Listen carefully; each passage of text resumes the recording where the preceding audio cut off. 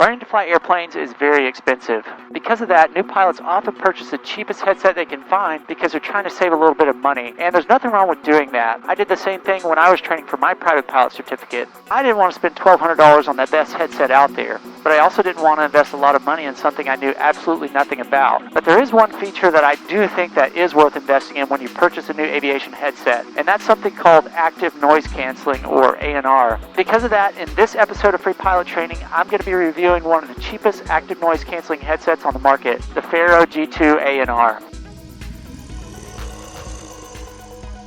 If you've already started your training, you've probably already noticed that learning to fly isn't really that difficult. It's everything else that goes along with flying. And one of the biggest things that student pilots struggle with is talking on the radio. Because of that, I'm a huge fan of active noise reduction headsets. Passive noise reduction is fine, but active noise reduction makes it so much easier to hear the radios, and when your instructor tells you that you need more right rudder, you won't have an excuse because you actually heard him. In fact, I've seen some headset manufacturers claim that their headsets can reduce the noise levels as much as 30 more decibels, and I'm telling you, that makes an incredible difference when you're learning how to fly. Now, active noise canceling does come at a cost. You can buy cheap headsets online for less than $100, but the cheapest active noise reduction headset I could find was a little over $300. This G2 from Faro will run you somewhere around $350, which is a little more than the cheapest guys out there, but I really like this company. I've had some really good success with some of their cheaper headsets, and the guys over there were gracious enough to send me a brand new headset to test out for you guys. In just a minute, we'll go out to the aircraft and test this thing out in the plane. But for now, let's open this up and take a look at the construction of this headset. Now, I've used some of Faro's cheaper headsets in the past, but I've never actually used one of their ANR headsets. And right here on the box, it actually says that this headset's rated for up to 52 decibels of noise reduction, I think, total. And I'm not sure what Bose A20 or anything like that is, but I would guess it's probably right around there. I'll have to take a look and see what that is here in just a minute. So we've got some instructions here. So one thing about this headset, and this may or may not be a deal breaker to you, but it doesn't really come with a case. It comes with like this neat little bag right here, which is I probably wouldn't use this too much. But some people like to have a case specifically for their headset, but this one doesn't have that. I typically don't care because I have a flight bag where my headset goes in, and so it's not really a big deal to me, but some people might like to have their headset in its own bag. So that's something to consider. Make an ASMR video. Anyway. All right, so right away here, this is the one thing about noise canceling headsets that you're going to notice right away, is that they have an additional controller. And if somebody could build a headset without the controller, that would be phenomenal, because these are kind of a little bit more irritating to deal with in the airplane. But actually, this one's kind of small, and it has a nice little clip right here that it seems like it could clip on out of the way without too many issues. And actually, I kind of like how it's pretty close to the plugs, so it could just kind of hang here close to where the plugs go in. And you obviously turn it off and on right here for the noise canceling. So one thing that's kind of nice about this headset is that here on the controller, which you have to have, it actually comes with this cord right here. So you could plug in to here, and you could also plug into like an iPod, or, you could probably plug this into your phone if your phone has a headphone jack. And they do make adapters for, Lightning Link or the new USB-C. If you want to plug this directly into your phone, or maybe you have an Android that has this plug on it. So you could listen to music and that sort of thing, and it comes with the cord to do so, but it doesn't have Bluetooth. So take it or leave it. Bluetooth is going to cost you a little bit more money, and this is a easy alternative. But if you don't want to mess with the wires, maybe you want to upgrade to something a little more expensive. Being an instructor, I don't really like my students to listen to music, but once you get your license, I don't see any harm in that. Now, one thing I really like about the controller for this headset is the switch on it. This one just has a really basic on-off switch for the active noise reduction. And what you'll notice on more expensive controllers like these David Clark's is that they kind of have some really fancy on-off switches, and sometimes it's tough to tell whether or not the controller is on or off. And what ends up happening is a lot of times you end up leaving the controller on by accident, and then the next time you go fly, your battery's dead, and that can be pretty irritating. But once again, a more expensive headset like this one has Bluetooth capability, and that's pretty nice as well. So you just kind of have to figure out what your budget is and what you feel like you actually need in the aircraft. I will say though that one thing I actually hate about these David Clark 1Xs is the cord on them. This looks like it'd be really handy, but the stretchy cords like this get tangled up with everything, so take that for what it's worth. And as far as batteries go, I think all the ones I've ever used have used AA, just like this one. And so if you ever run out of batteries, it doesn't cost you an arm and a leg to replace those. Now I actually had a set of Bose A20s that went through a new set of batteries about every other flight. And I think it's because the controller was on when I put it up and I didn't realize it was on. That's one of the reasons why I moved to the David Clark 1Xs, but they also kind of have that same problem. But I don't think that's going to be an issue with this controller. One thing that's different about these and a little bit more expensive headset is that one, the headband doesn't fold in the middle or it doesn't fold on the sides. And that's not really a huge deal, but what you'll get with more expensive headsets is that they fold, and so they take up just a tiny bit less space. And so, that could be beneficial if you're trying to save a little bit of space. As far as weight's concerned, they're really about the same weight as those more expensive headsets. Now, one thing about these that I'm noticing right away here is that the ear cups are more of a suede material. And I'll have to look to see, but I don't think these are leather. It just says faux leather. So yeah, this is more of a suede faux leather ear cup. And, even the Bose A20s, they're the faux leather as well. They're not real leather. And so these are way more comfortable than what you get on like a cheaper headset where, it's got the plasticky stuff, and that stuff cracks over time. And basically it makes your ears sweat a lot more. These are nice because they don't do that. This headband is also, it's got this cloth cover on it. So, you could take this off and wash it because your headsets do get kind of stinky over time. And so that's kind of nice that you could take this off and wash it. And it looks like, we could actually take this off, the whole entire thing off and wash this whole piece and then throw it back on here. So that's kind of nice because a lot of headsets don't have that. It's just one piece that's attached, and once it gets nasty, you could probably wipe it off, but there's really not much else you can do. So I kind of like that. All right, so here we have the boom, and one thing I do like is that you can hear the clicks right here in the boom. I've noticed some of them are just friction lock, and that's not really a big deal because I've noticed that they seem to last. But I personally like, the click boom adjustment to where for sure that it's, not going to move after it's in place. That's kind of cool that it has the name on it there. I think this rubber band is just to keep that from falling off. I don't think that actually, I don't know. Is that supposed to stay on there? You tell me in the comments. Nope, that's supposed to stay on there. Okay, so that's kind of different. Usually it's like a black rubber band, so it's a little bit more obvious that it's supposed to stay on there, but that's not really a big deal. Let's throw this back on here if I can. Okay. Yeah, so the mic muff, it's kind of strange, but overall it's not going to affect how this thing operates. As far as the construction goes, it's a basic headset, just cheap, cheaper plastic. Inside has suede lining, so you're not seeing the speakers. A lot of them will you'll be able to see the speakers. I don't know one way or the other if that's bad or good, but that's just the way these are. And then the cord itself is, pretty durable. Most of them are on, even cheaper headsets. I've never had an issue with headsets where the cord is getting worn out or anything. So overall, it seems pretty durable. And if I were to compare this to like a Bose A20 or something, yeah, it's a little bit cheaper and, it's not quite as flexible, which means it's not going to be quite as comfortable. But overall, this is much better than like a standard $100 headset. Now, one other thing that I think is worth mentioning is that the boom on this guy does rotate all the way around 360 degrees. But the way that it does that is just a little bit weird. Most headsets actually rotate through the top of the headset, while this boom actually rotates through the bottom. And that's not really a big deal, but if you were to think that this was a one-sided headset, this might be a deal breaker. But it does rotate to both sides, you just got to know how to use it. So once we throw it on here and we adjust it properly, you can loosen these, tighten these, and slide them up and down your head. As far as tightness is concerned, you can basically stretch out the headband and make those a little bit looser, but there's not really a ton of adjustment in that aspect. But these already fit pretty well, so let's get out to the plane and give it a test. To test this headset today, I'm going to be doing some real live instruction with my pastor, Aaron Schrepfer. As you probably already know, I talk quite a bit when I'm giving instruction, so this should be a really good test. I got my noise canceling on, and it definitely decreased the decibels a little bit. I can't say exactly how much, maybe about 10, 15 decibels, but the noise canceling is definitely working. Good.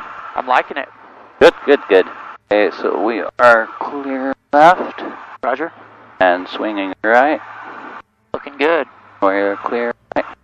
Palmer traffic, Skyhawk 3148 X-ray, taking off on 34, closed traffic. Palmer. Perfect. Let's do this. Wheels on the floor. Power all the way up. Airspeed's coming alive, oil pressure's in the good, oil temperature's in the green, and we are at rotate. Roger. Off. Oh. All right, we're airborne. Airborne. Okay, we're all set. We're positive rate of climb. Taxi lights are off. We could leave those on since we're going to 052, final runway 34. positive rate of climb. Climbing at 70. Roger. All right, so right there, you basically just pulled up just a little bit too quick. Okay, Just be a little bit more gentle, that way the airplane doesn't sink down on you. gotcha. We have calm winds, so that actually makes it a little bit harder to take off. That's why it's a little bit harder. You just have to be more gentle when it's calm winds or Okay. tailwind. Now that we're kind of trucking out here, I got a second to kind of talk about this headset for a minute. I would say that the sound quality is definitely a little bit less than what you get from like a Bose A20 or the David Clark 1X's, but it's definitely really decent for the cost. I would say it's better than those Rugged Air $100 headsets, but as far as the fidelity is concerned, it's not quite as good as what you get with a $1,000 headset, but it's still pretty decent, and I can hear everything pretty clear. We're on crosswind. Traffic, Skyhawk 285, hold short, 34 Golf for landing traffic. Alright, and then we'll turn in. Roger. Farmer radio, Turning left. 14 Foxtrot, 5 miles to the east, inbound for landing 34 with India. Cessna 4714 Foxtrot, Palmer radio, traffic is 2 aircraft, level close traffic, runway 34, and a Skyhawk taxi at 34 for departure. Roger, 14 Foxtrot. And Palmer traffic, Skyhawk 285, taking the active 34 Golf via left downwind departure. Palmer. Did you make a downwind call? I did not make a downwind. Go ahead and make your downwind call. Okay, so Palmer traffic, Skyhawk 3148 X-ray, downwind 34. Alright, so Palmer seatbelts radio, on. Cessna 4303, Fuel Lima, selector back, both. 5 Mix your miles best to power. the south, Perfect. inbound with information India. Roger. Cessna 4303 Lima, Palmer radio, traffic is a Skyhawk inbound from the west, 2 aircraft, level close traffic, runway 34, and a Skyhawk taxi in the 34 for departure. All right. Carb heat, power, first notch of flaps. Okay, now we're back. So carb heat on. Palmer traffic, Cessna First match 02, flaps. downwind, midfield, One. Make sure you're in the wide arc before you do that. Oh, yep. We're already there, so get yourself in the wide arc and then do it. Alright, All right, so right here, go ahead and turn. We're kind of away from the airport. We're a little wide, so this is going to give us more distance to get down. yep. Pitch it for 70. Make a base call for me. Palmer traffic, Skyhawk 3148 X-ray, base for 34, Palmer. How's this feel? We are still quite a bit high. Okay. So What can we do? we can push down. Nope, don't use pitch for Okay, altitude. Use power. Set that or- power. Yep, we're pitching do- for 70 knots, and then we're using power and flaps for our altitude. Downwind for traffic on base, runway 34. She's making the worst radio calls I've ever heard. I don't know where she is. All right, lower those flaps. Those are going to help you now. Full flaps. Watch your airspeed. Pitch for airspeed. Power for. Still put power in. Okay. Palmer traffic, Cessna 14 Foxtrot, 2 miles to the north, going to be entering the traffic pattern on the I know I'm wide. downwind for 34, Palmer. Still a little bit high. No, I'd say you're. Now Yeah, we're you pretty might- good. Yeah, you're pretty decent. Just overshot a little bit. Yep. Palmer traffic, Skyhawk 3148 X-ray, final 34, Palmer. Start feeding that power in. You're sinking. Yeah. More power. Palmer traffic, Cessna 052, turning extended final, runway 34. Nose down, a little bit more power. More power. More power. Palmer traffic, Cessna There you go. Now start working that power back out. The downwind at a 45 about midfield, runway 34. There you go.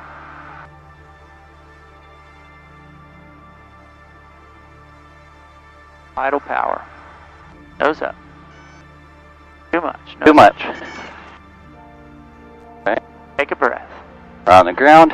Go touch and go procedures. All right. Carb heat off. Flaps up. Flaps are up. Sure. Full power. And airspeed's coming alive. Oil pressure's good. Temperature's in the green. Roger. We're at, More gentle on that pull up this time. okay, we're at rotate. There you go. That's a lot All right. better. Landing taxi lights off. Roger. And typically when I like to do that is once I know I'm going to clear the obstacles ahead. Okay. So safely airborne, Safely flaps airborne. up, lights off, after takeoff checklist is complete. Okay. And don't angle over yet, just go straight 2 out. miles to the northwest on a 45 entry for the downwind for 34, Palmer. Climbing at VY. So another thing I'm noticing about this headset is that the boom on this guy is just a little bit bigger than what you'd get from like, you know, a more expensive headset like a David Clark 1X or the Bose A20s. That's not really a deal breaker or anything, but I am definitely noticing those more expensive headsets are a little bit more comfortable to wear. I mean, honestly, you're going to get used to this, and it's not really a big deal, but it is one thing that's slightly better on those more expensive headsets. Everything is looking clear ahead. Look at that scenery. Yep. Beautiful. It is very beautiful. Yeah, so I'd say another thing about this headset is that I kind of mentioned it earlier, but the fidelity is just not quite as good as those more expensive headsets, which means it's a tiny bit more difficult to hear like what you're saying, what the other pilots are saying. Some of those other pilots said a few things and I had a little bit more difficulty understanding what they said. That being said, this is definitely a better quality than what you get from like a $100 headset because the fidelity is roughly the same, but also you're getting that ANR, and so you're getting that additional decibel rating on top of that. So it is definitely helping, but is it like as good as the David Clarks or the Bose A20s? Not quite, but you know, it's not that far behind, I'd say. All right, let's get out here and do a couple clearing turns and do some maneuvers. From listening to you, there is a little bit more just a high-pitched static when you're talking. Okay. Then, More like a, just with your windscreen type of thing. Okay. Just a slight compared to your David Clarks. So. Okay, so it's just the fidelity that you're getting Right. too isn't quite as good Correct. either. That's not uncommon with a microphone that's a little bit cheaper, but once again, you know, it's not a deal breaker to me to have slightly less quality in like a microphone or headset. The ANR is where you really get a huge advantage, just because it blocks out that extra sound and it makes all the difference in the world. That was one other thing I want to mention about, you know, cheap headsets in general. Sometimes people think that the Vox sensitivity is set too low on cheaper headsets, but that's just not the case. I thought that when I was getting my private pilot's license, but there's actually adjustment on most comm panels if your Vox sensitivity is too low. So if you can tell right here, I'm going to keep talking. What you'll notice is that down here, down low, the mic has a lot harder time picking me up. So you have to adjust this to where it picks you up easier, and also so that you don't stay keyed the whole time. So that's something important to think about on headsets. Just because your Vox sensitivity is too low, that doesn't mean your headset is bad. I didn't realize that when I was going through my training, and that made me want those more expensive headsets when I didn't actually need those. So this is a really good tool, is Vox sensitivity. Hey, I hope you guys enjoyed this video. The goal for this channel is not to make reviews, but I do think that it's worth reviewing products like this if they make your training easier. If you're interested in this headset, be sure to check out the description below where you'll find links to the Faro and Amazon website. Then you can read up on the specs before you make a final decision. Thanks for watching, and I'll see you in the next pre-pilot training video. See ya! Are you interested in a slightly used, brand new headset? Yeah, what do you want for it? It's all yours. Thank you. You're welcome.